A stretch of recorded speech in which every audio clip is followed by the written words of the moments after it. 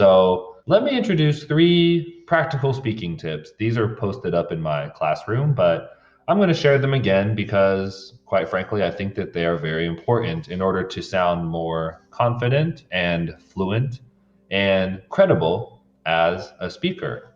For one, you can always try to use a little bit of a slower speech rate. Sometimes people like to have a false equivalency.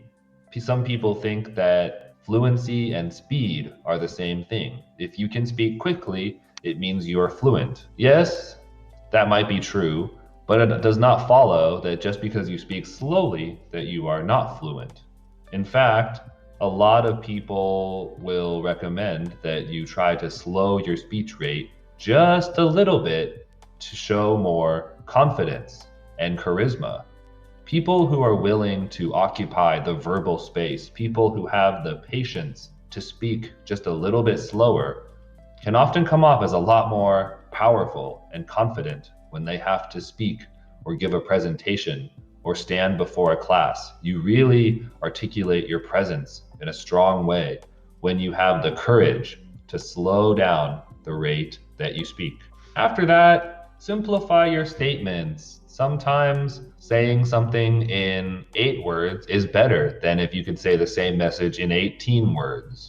So, any ways that you can reduce your arguments or simplify your sentences or insert a simpler vocabulary word for a more complex word will make your message more accessible and understandable to more people. And it will make your message and what you want to teach a lot more clear and easy to understand for a lot more people. So one way to sound more confident and fluent is don't reach for too many large words. Simply simplify your statements. And finally, one of my favorite recommendations is to use a pause. Collect your thoughts. Sometimes silence can be very powerful, and if we can grow comfortable in the silence that exists between our words, we show incredible confidence and power when we are speaking, whether we are in conversation or whether we are giving a presentation. Sometimes allowing your words to linger in the air can be really powerful for the audience.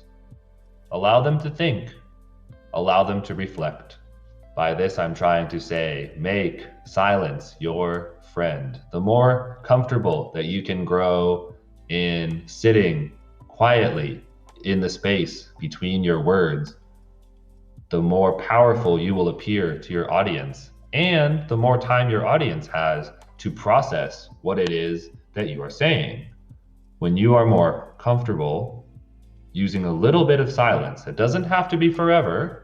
In fact, one book that I read over my vacation was called The Charisma Myth by Olivia Fox Cabane.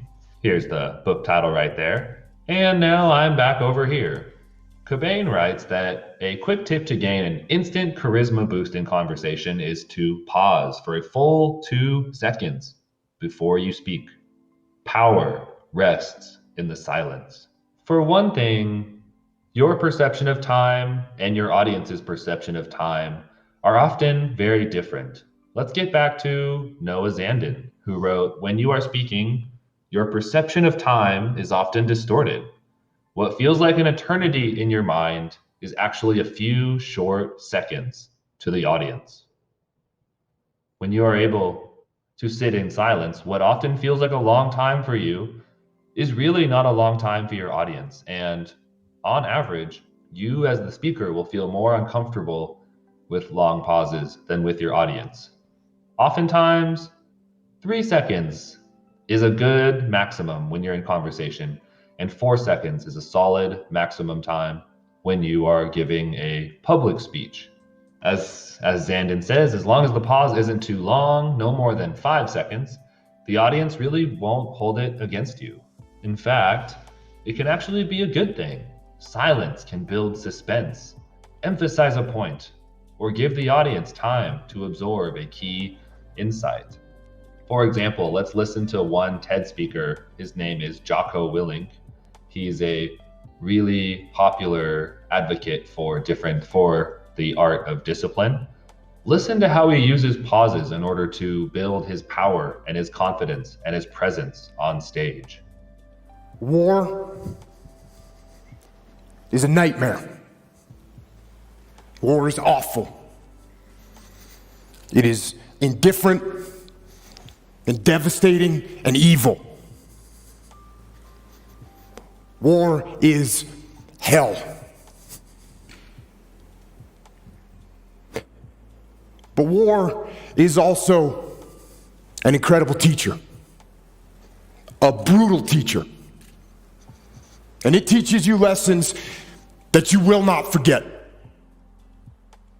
So, as a quick recap, here are the 3 speaking tips that can help you reduce your use of filler words and allow you to sound more confident when you are speaking. First, slow down. You often speak faster than you think, and if you can slow down just a little bit, not only can your mind catch up, but you will show more power and confidence as you occupy the verbal space. Simplify your statements. Don't waste too much time digging into your mind for that big word. Just use common words. The more simple words you can use to express your ideas, the more people will understand your message. And finally, use a pause, collect your thoughts, make silence your friend. Let's take a listen to a researcher named Lori Glimker. And in fact, listen to the interviewer speech and listen to Glimker's speech, because I think there's a great contrast in who sounds more confident. You mentioned risk factors before, but when you were looking at the 4 most frequent cancer patients, you mentioned smoking. What about the role of what we're eating, obesity? Obesity makes you predisposed to which cancers? With obesity, there is an increased risk for many cancers. And here's where diet and nutrition certainly do come in. There's some very interesting work on the microbiome, which is the whole other universe of DNA that lives within us, in our guts, on our skin, in mucosal surfaces. And there's very clear evidence that the structure of that microbiota, the particular kinds of bacteria that are there, can influence somebody's weight. Okay, now silence is too much, my friend. I should probably go. So I will see you in class next time. And until then, cheers.